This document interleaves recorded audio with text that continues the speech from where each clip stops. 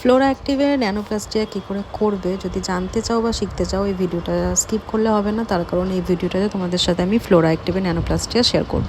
তো সবার ফার্স্ট দেখে নাও, ক্লায়েন্টের হেয়ারের কন্ডিশন ভীষণ, হেয়ারের গোছ ডেন্সিটি ভীষণ ভালো এবং ভীষণই রাফ এবং ড্রাই হেয়ার। মিড লেন্থের একটু নিচ অবধি হেয়ারটা ভালো আছে, তারপরে হেয়ারটা এখানে দেখে নাও কন্ডিশন ফুল ড্রাই ড্যামেজ। তো এই হেয়ারটাতে আজকে আমরা ন্যানোপ্লাস্টিয়া করব, ফ্লোরা অ্যাক্টিভের ন্যানোপ্লাস্টিয়া করব। তো ন্যানোপ্লাস্টিয়া এর আগে তোমাদের সঙ্গে আমি অবশ্যই শেয়ার করেছি, আগের ভিডিওগুলো যারা আমার দেখো বা আমাকে যারা ফলো করো তারা জানো যে কোনো প্রোটিন ট্রিটমেন্ট কিন্তু স্মুথনিং স্ট্রেটিংয়ের মতন 100% স্ট্রেট লুক দেয় না। তো এই হেয়ারটাতেও আমরা যে আজকে ন্যানোপ্লাস্টিয়া করছি, তোমরা আগের হেয়ারটা দেখেছো এবং পরের হেয়ারটা দেখবে।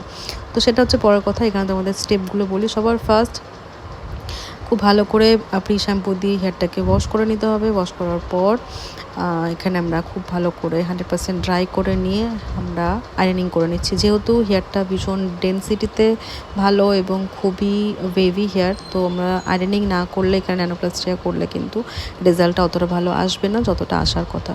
সেই কারণে আমরা এখানে একটা টেম্পোরারি আয়রন করে নিচ্ছি। খুব ফাইন আয়রনিংয়ের দরকার নেই, মোটামুটি একটা ঠিকঠাক আয়রন যেরকম আমরা টেম্পোরারি আয়রনিং করি সেরকম আয়রনিং করে হেয়ারটাকে ঠান্ডা করে নিয়ে দেন আমরা সেকশনিং করে করে যেরকম আমরা প্রোডাক্ট অ্যাপ্লাই করি সেইভাবে কিন্তু আমরা এখানে প্রোডাক্ট অ্যাপ্লাই করব। তোমরা এখানে দেখতে পাচ্ছ যে ফ্লোরা অ্যাক্টিভের যে ন্যানোপ্লাস্টিয়া সেটা এখানে ইউজ হচ্ছে এবং ইউজেস এবং কীরকম করে কি করতে হবে, কতক্ষণ রাখতে হবে, কি প্রসেসে করতে হবে, এই সমস্ত কিছু ইন ডিটেলসে শিখতে হলে এবং আরও প্রচুর নলেজ রয়েছে এই ভিডিওর কথার বাইরে, যেগুলো তোমাদেরকে ইন ডিটেলসে ক্লাস করলেই তোমরা পসিবল সেগুলো শেখা এবং জানা। তার কারণ একটা হেয়ার নিয়ে কাজ করতে হলে শুধু কি করে প্রোডাক্ট দিয়ে কাজ করতে হয় সেটা জানলেই হবে না, শিখলেই হবে না। তার বাইরে আরও অনেক কিছু রয়েছে, যেমন কোন হেয়ারে কোন ট্রিটমেন্টটা যাবে, হেয়ার অ্যানালাইসিস করা, তারপর ডিসাইড করা কি করা যেতে পারে। তো সেই সমস্ত কিছু ইন ডিটেলসে শিখতে চাইলে পরে জুলাই মাসে আমাদের একটা 2 মাসের